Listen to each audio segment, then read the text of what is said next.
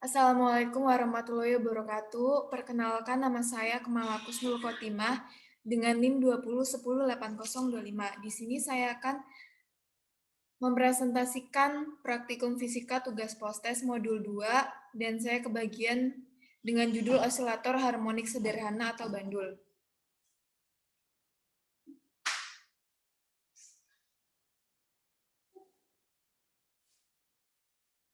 Ya, di sini ada tujuan praktikum. Yang pertama, untuk mendemonstrasikan gerak bandul sebagai salah satu contoh gerak harmonik sederhana. Yang kedua, mengukur dan menghitung besaran-besaran yang terkait dengan gerak harmonik sederhana seperti frekuensi, periode, perbedaan tinggi bandul, dan energi mekanik. Yang ketiga, menjelaskan hubungan antara besaran-besaran fisis yang terkait dengan harmonik sederhana pada bandul. Adapun alat dan bahan, yang pertama yaitu modul eksperimen bandul sederhana, yang kedua software pad simulation pendulum, yang ketiga komputer atau laptop. Dasar teori dari osilasi ini adalah gerak bolak-balik suatu benda atau bagian suatu benda yang melewati titik kesetimbangan. Penyebab dari peristiwa osilasi adalah kombinasi antara gaya pemulih dan inersia. Dalam sistem yang ideal, kombinasi tersebut menghasilkan gerak yang berpola, atau harmonis atau harmonik, dan mengikuti persamaan suatu persamaan matematis. Osilasi adalah gerakan ke kiri dan ke kanan, atau ke atas dan ke bawah, atau ke depan dan ke belakang, pada selang waktu dan lintasan yang sama. Dengan kata lain, osilasi merupakan gerak bolak-balik di sekitar titik kesetimbangan. Osilasi sering disebut dengan getaran atau ayunan.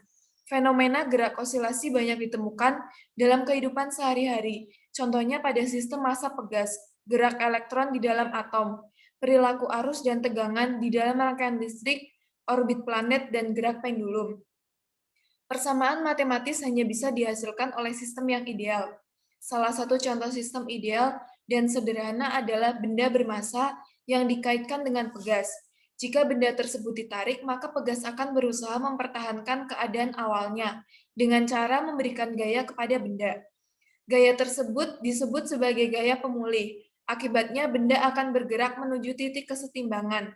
Di titik ini, gaya pemulih bernilai 0 karena keadaan pegas sudah seperti semula. Namun, karena adanya sifat inersia, benda terus bergerak dan menekan pegas. Kemudian, pegas kembali memberikan gaya pemulih untuk mendorong benda. Adapun rumus yang digunakan, rumus yang pertama yaitu rumus periode. Jadi T sama dengan T per N, lalu rumus frekuensi F sama dengan 1 per T, atau bisa juga menggunakan F sama dengan N per T. Rumus perbedaan ketinggian delta H sama dengan H2 min H1. Lalu rumus energi mekanik EP max sama dengan M kali G kali delta H max. Ya, di sini sudah tersaji sebuah tabel. Yang pertama yaitu ada tabel untuk pengukuran waktu berbagai variasi panjang tali.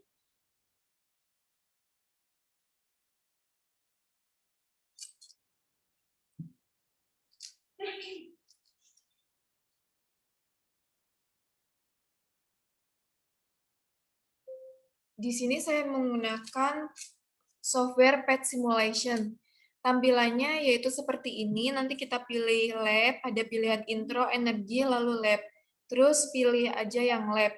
Terus habis itu bisa di checklist untuk ruler, stopwatch, sama periode timer. Dan nanti akan muncul stopwatch, periode timer, lalu ada rulernya. Terus di sini kita menggunakan bandul yang bermassa 1. Ini ada yang 2. Nah, terus untuk panjang talinya nanti kita isi di sini. Tadi panjang talinya 0,20, langsung diisi. Panjang talinya tadi 0,2, lalu diisi 0,2. Lalu di sini masanya 1 kilo. Untuk gravitinya 9,81. Lalu saya akan mempraktekkan cara kerjanya. Jadi ini tombol untuk kembali ke semula, lalu ini tombol untuk memulai, terus ini untuk melihat kecepatan bandul normal atau mau yang slow. Langsung aja kita praktekin.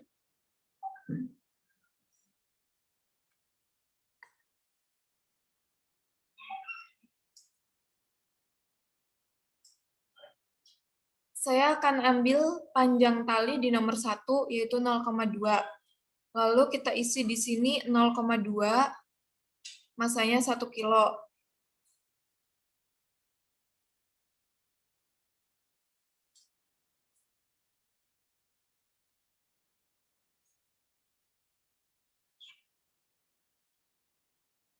Ini dibuat 10 derajat.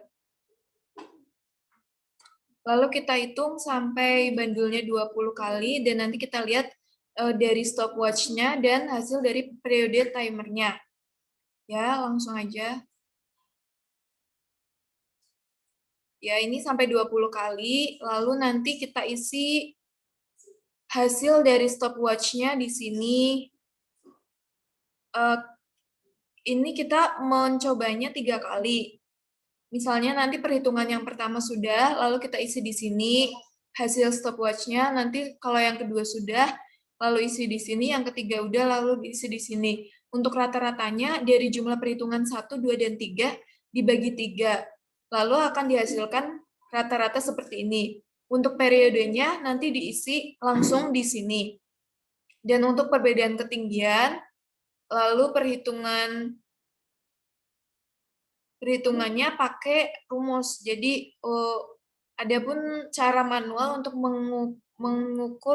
menghitung periode, yaitu pakai rumus T sama dengan T per N.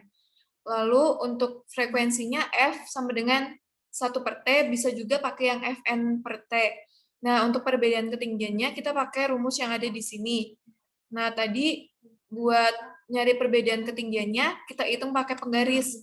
Dilihat dari ujung sini sampai garis yang dibandul. Nah, kalau udah nanti diisi di tabel yang sudah tertera di sini. Cara manualnya seperti ini.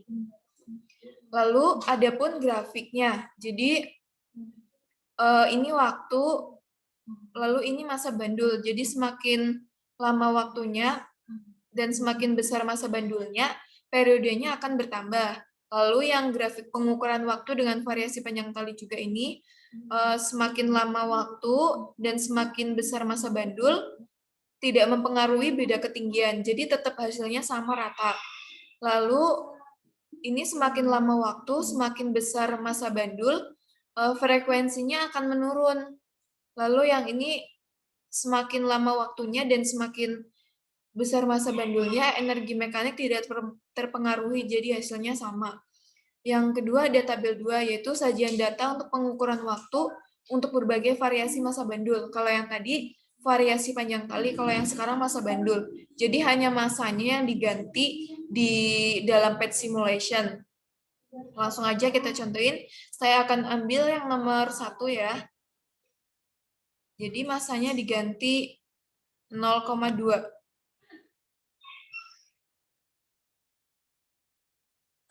Untuk panjang tali dan gravity-nya nggak usah diganti.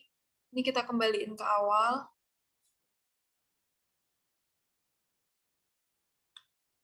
Lalu ini kita taruh 10 derajat.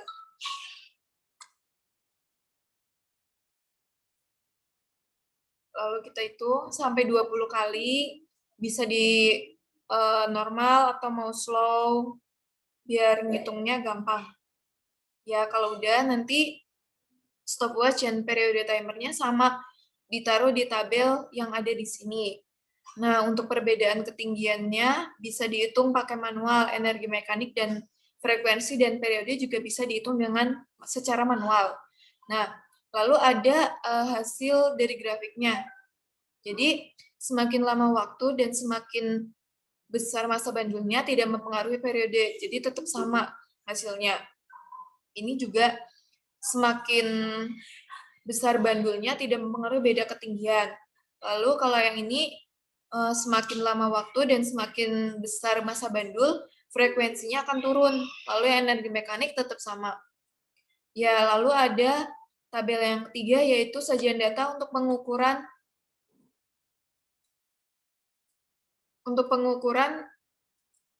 berbagai variasi, yaitu ini sudut simpangan. Jadi sudut simpangannya yang berbeda. Langsung aja kita praktekin, saya akan pakai yang nomor 1, yaitu 30 derajat. Di sini nanti kita, ini tetap 0,20 panjang talinya, masanya 1 kilo. Terus untuk ini bisa di-back, bisa dikembaliin ke semula. Lalu ini kita buat jadi 30 derajat. Langsung aja kita praktekin. Kita hitung sampai 20 kali juga. 30 derajat ya, 30. Ya, langsung kita hitung. Bisa di slow. Ya, kalau udah sampai 20 kali, nanti kita hitung juga pakai penggaris. Jadi gini, ya. Kalau udah, nanti sama dimasukin hasil perhitungan pertama, perhitungan kedua, ketiga, terus rata-ratanya tadi dibagi 3. Periodenya dimasukin sini. Perbedaan ketinggiannya tadi pakai penggaris. Terus bisa juga pakai perhitungan manualnya seperti ini. Sama aja rumusnya, cuma angkanya aja yang berbeda. Lalu didapati grafik seperti ini. Jadi semakin lama waktu dan semakin besar masa bandulnya, periodenya akan semakin naik. Lalu semakin lama waktu, semakin besar masa bandul, beda ketinggiannya juga akan naik. Tapi kalau sama waktu, semakin besar masa bandul, frekuensinya akan turun. Terus kalau semakin lama waktu dan masa bandulnya semakin besar, energi mekaniknya juga akan naik. Ya, langsung aja dianalisis dan pembahasan. Jadi, di modul yang saya bahas ini yang berjudul bandul, bertujuan untuk mendemonstrasikan gerak bandul sebagai salah satu contoh gerak harmonik sederhana, mengukur dan menghitung besaran-besaran yang terkait dengan gerak harmonik sederhana, seperti frekuensi, periode, perbedaan tinggi bandul, dan energi mekanik, serta menjelaskan hubungan antara besaran-besaran fisis yang terkait dengan gerak harmonik sederhana pada bandul. Praktikum ini menggunakan software PET Simulation Pendulum. Dari percobaan tabel 1, di mana dalam praktikum ini dilakukan 3 kali percobaan untuk pengukuran waktu dengan jumlah ayunan sebanyak 20 kali dan dengan ketentuan massa bendanya tetap yaitu 1 kg, serta sudut simpangan tetap yaitu 10 derajat. Sedangkan variabel yang dibuat berbeda adalah panjang tali, di mana divariasikan menjadi 0,2 meter, 0,4 meter, 0,6 meter, dan 0,8 meter, lalu satu lagi 1 meter. Dari hasil yang dicantumkan tersebut, jika dirubah dalam bentuk grafik seperti yang tertera di atas, maka dapat dilihat bahwa grafik rata-rata waktu yang diperlukan untuk mencapai 20 ayunan dan grafik periode dari tabel 1 tersebut menunjukkan grafik yang naik seiring dengan bertambah panjang ukuran talinya. Hal tersebut menyatakan bahwa semakin panjang ukuran tali, maka waktu yang dibutuhkan akan semakin lama. Untuk grafik beda ketinggian dan energi mekanik yang menunjukkan grafik datar. Artinya panjang tali tidak mempengaruhi perbedaan ketinggian dan energi mekanik yang dihasilkan. Sedangkan pada grafik frekuensi menunjukkan garis grafik yang terus-menerus seiring bertambahnya ukuran tali.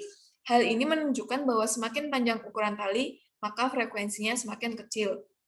Selanjutnya, dari percobaan tabel yang kedua, dalam percobaan ini, massa bendanya yang divariasi, sedangkan panjang tali yang digunakan tetap senilai 1 meter, dan sudut simpangannya juga tetap, yaitu 10 derajat. Massa benda divariasikan menjadi 0,2 kg, 0,4 kg, 0,6 kg, 0,8 kg, dan 1 kg. Setelah dilakukan percobaan, maka dihasilkan tabel 2. Dari hasil tersebut dirubah dalam grafik.